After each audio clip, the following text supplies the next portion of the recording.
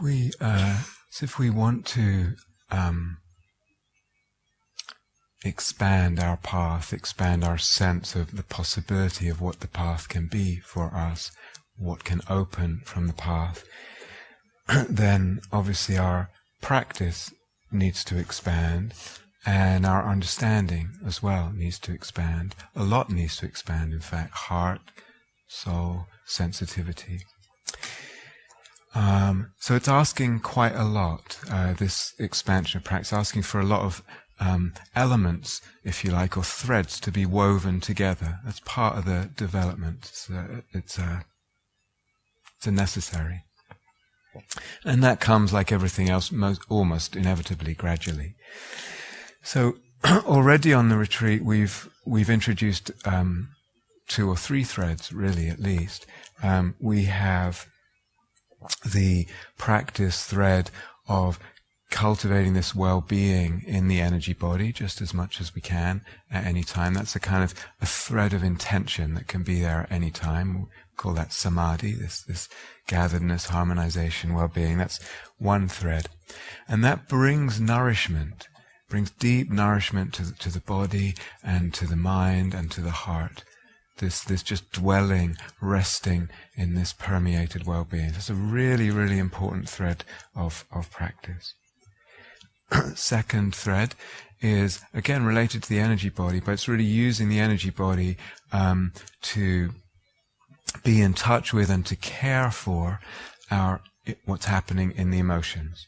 So the energy body as the indicator, but also the vessel of care, or one of the vessels of care for what's happening emotionally.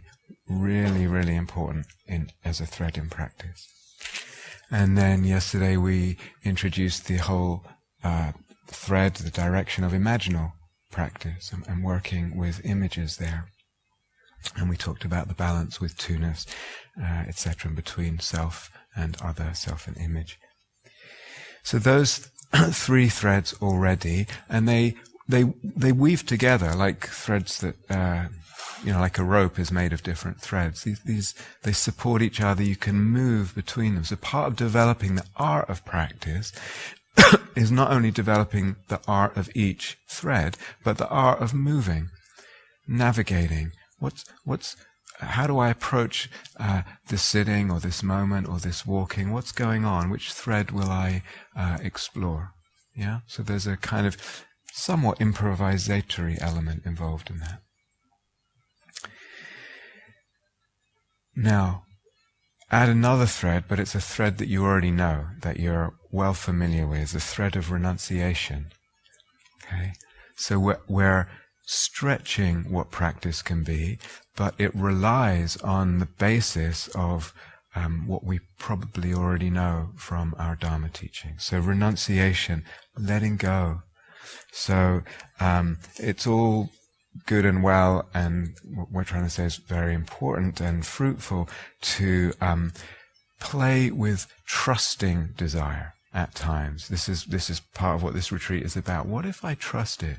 What if I regard desire in a different way and approach it in a different way? And if you like, follow it in a sense, not necessarily act it out, but follow it in the psyche, in the being, with the sensitivity, for example, in imaginal practice, and we'll talk about other possibilities.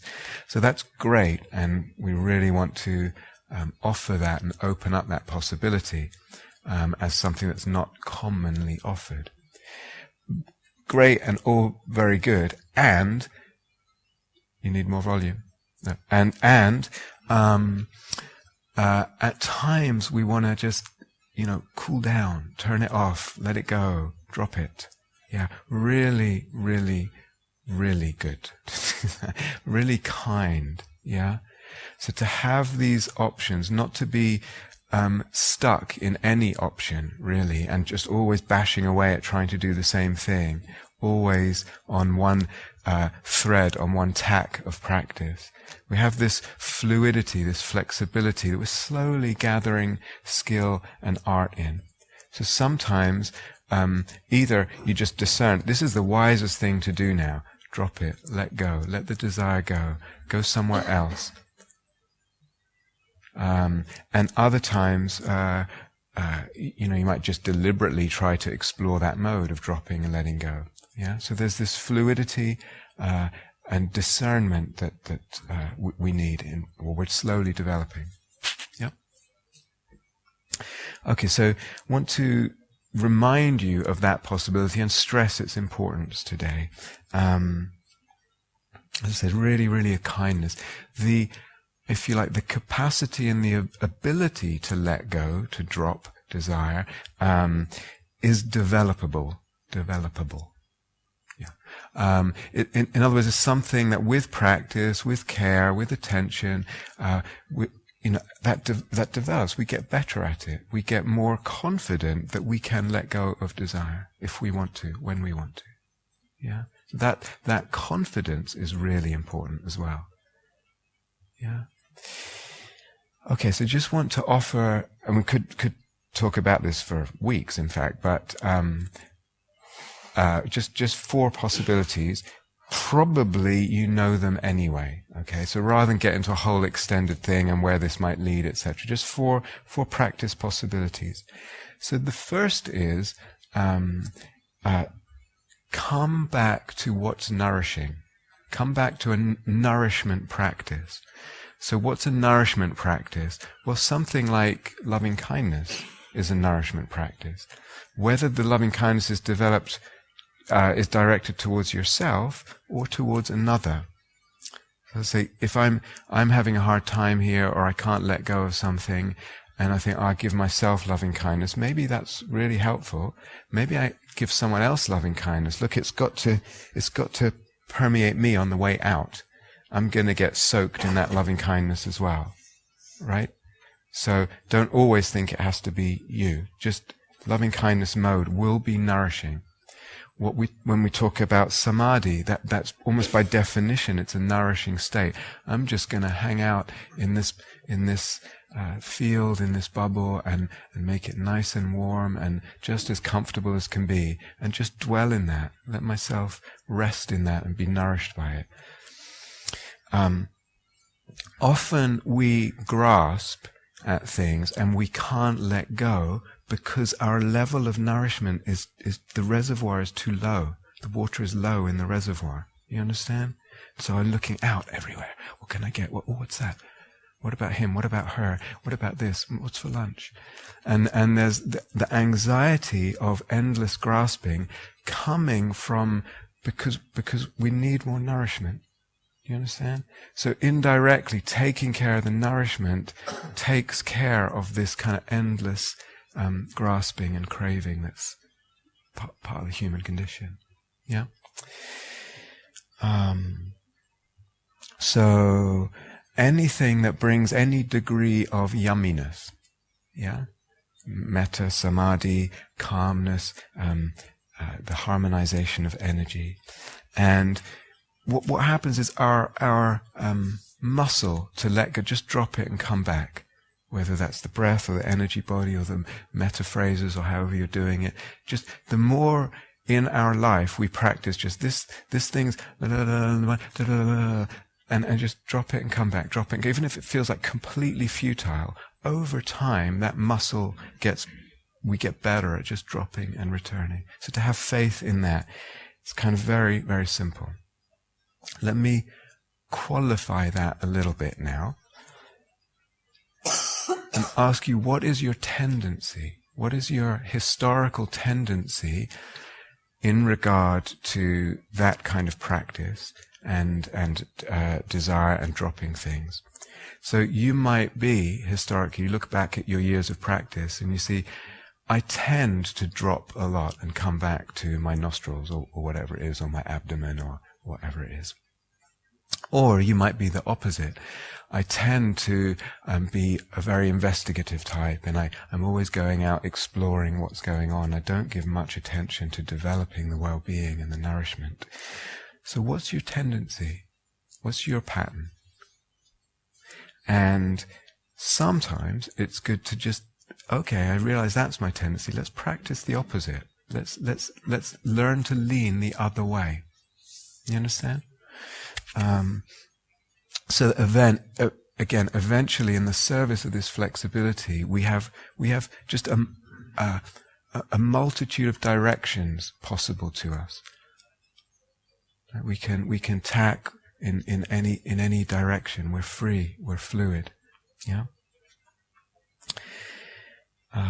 So in this case, both the exploration of eros and desire, as we're opening it up, and also the letting go, and the coming back. Always to let go, as I think I said in the opening talk, it as a way of living, it ends up being a little silly. It doesn't kind of cohere as a path of practice. It doesn't make sense. It's not our life, and it doesn't fully serve our life. So we need some discernment here.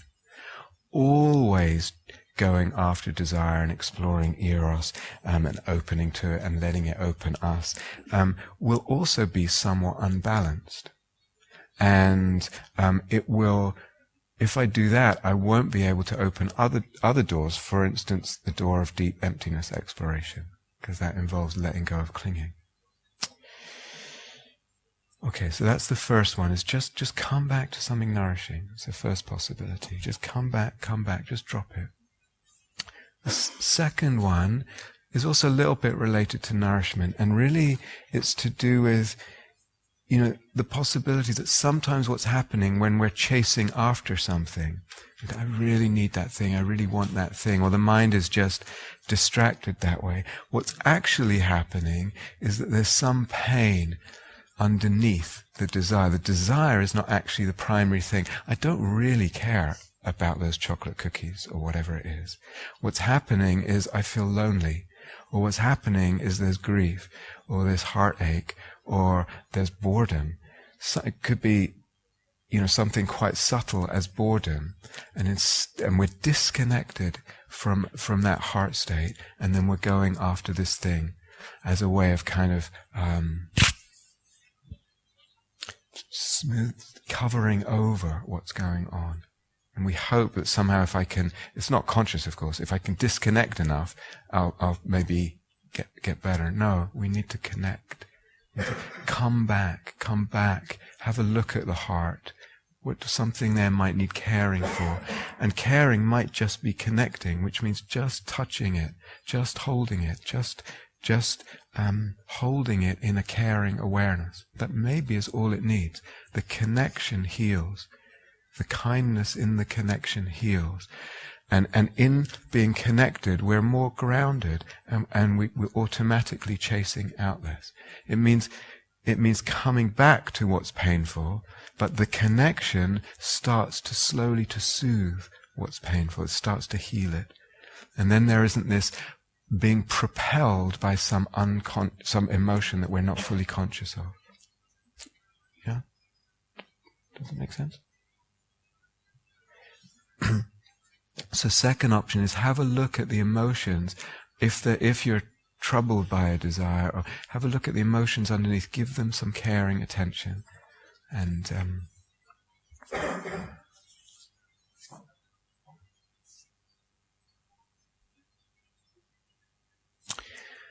third possibility is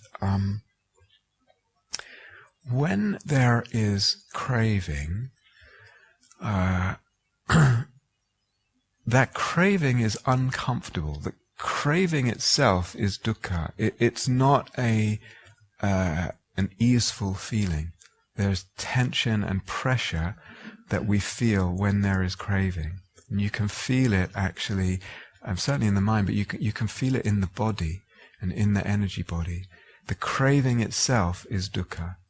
Sometimes what we're craving, if it's a cigarette or a drink or whatever it is not even so much the thing that we're craving, the pleasure of it. We're craving the relief from the discomfort, the tension, the pressure of the feeling of craving. So when I get that thing, it just, the balloon of pressure bursts. And it's actually that it's a kind of an aversion again driving us. Similar to the second option, it's a second practice thread here. It's an aversion to the underlying emotion, or it's an aversion, in this case, to the craving itself. We just want relief from that.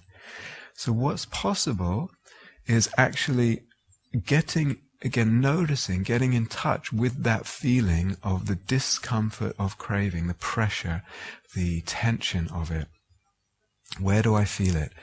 Sometimes you can feel it in the whole body is kind of buzzing with that. And sometimes it's much more subtle.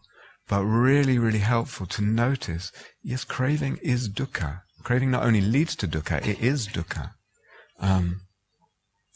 And what does it need? This pressure. It needs, what all pressure needs is space. So I create more space around that pressure. I let it bubble away, this discomfort, but I give it more space in the awareness. So if it's a pressure cooker and we make it bigger, the temperature goes down, right? So that's how pressure cookers work. They create pressure and that heats it up more. So you create more, so just let it be uncomfortable. It's going to be uncomfortable.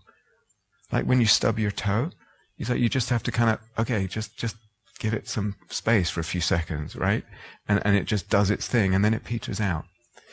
So what happens here is there's this craving, there's this discomfort of craving, the pressure of it, and just I know it's unpleasant. I just create space around it, let it bubble away, and it will rise like that, get more intense, and then it will reach a peak, and then it just subsides, and then it's gone. Then you're free. Now it might come back, but every time you go through that whole cycle, because you've given it space and not been dragged into action by it, or into following in the mind. Every time you do that, the whole cycle, the whole peak gets less. The whole intensity and grip of that craving on the whole system gets a little less, gets a little weaker. Make sense? Yeah? So that's the third possibility, is noticing the discomfort, noticing the pressure, and giving it space. Just giving it space, learning to tolerate, developing our capacity to tolerate the discomfort of craving. This, as I said before, this gives us confidence. You go through that cycle and you see, wow, this is possible. And the strength of the being grows and the confidence of the being grows. Okay, fourth and last possibility for now is a little bit of reflection can really be helpful. So we get caught in wanting this thing or that thing or this thing to unfold or that person or whatever it is. And how many times have we been through this before? And how many times has it really satisfied us? So sometimes a little bit of reflection, what is this thing, what is getting this thing really going to give me? Am I really going to be fulfilled getting it? These are all very standard Dharma approaches. You should be quite familiar with them. Sometimes it's a matter of like going deeper into what I want. Is this thing what I really want? Do I even really want it? I'm so caught up there, but do I really even, is that really what I want? What I deeply want. And recognizing it's not what I really deeply want. And that there can be more ease in letting go. Sometimes it's remembering how often in the past we've got what we wanted, but it ended up being not quite what we had imagined it might be before we got it. Right? Surely. Yes. Almost always things turn out differently than what we think. So it's like just bring that wisdom at the starting end instead of at the end. Right? It's like, oh yeah, wait a minute. It's not gonna, this relationship, this whatever. Forget about it. It's not going to make you completely happy. And if we're, just as a footnote here, if we're exploring desire and opening to that, it's not because we think it's going to make us really happy. There's other reasons. Okay. Lastly, related to this is just the reflection on impermanence. This thing will change. I will change. What I want will change. This thing will change. change, impermanence, and just reflecting that on that. And sometimes beginning to notice impermanence, beginning to look at beginnings and endings. Lunch comes, and then it goes, and where's it gone? The retreat comes, and then it goes. Everything. Interactions. So, mind states. So I really want some of that samadhi that they keep going on about. It comes and it goes, you know. All the sense contact, it all comes and goes. And impermanence happens on all time scales. Lives come and go. Death comes. Birth, life, death. Galaxies come and go. Mind states come and go many times over a day. Relationships come and go. And moments come and go. These words right now. How many different sounds, moment to moment. So sometimes just inclining more towards impermanence. We're really not going to do that too much on this retreat, but it's a possibility. Just go into that mode. Just everything's impermanent, and it's one lets go more. Related to that, you can also, because everything is impermanent, everything is dukkha. Everything cannot ultimately satisfy. So another possibility is going into a mode where you just, whatever comes up, it's just dukkha, it's just unsatisfactory. All it means is it's not a philosophy of life. It's just it's a gear, it's a possible thread you can pick up. Half an hour, 10 minutes, whatever comes up. These sensations in the backside's dukkha. The sounds, dukkha, unsatisfactory. So I'm not saying that is the reality of things. It's a mode of looking. It's a way of looking. And there's just letting go. Why? Because things cannot satisfy. Just let go. Let them come, let them go. Yeah? Very, potentially very beautiful. Sounds like that's a recipe for misery. But actually it's the opposite. Something really, I know that a lot of you know this in this room. Very, very beautiful practice in terms of what it can open up for the being. But that's a more extended possibility. Okay, so retrace. So we have these threads. We're putting threads together in terms of expanding the path. And we have quite a few threads already.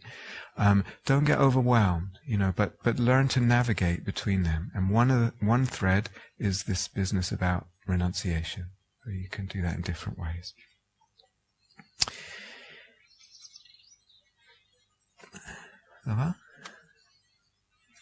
Okay?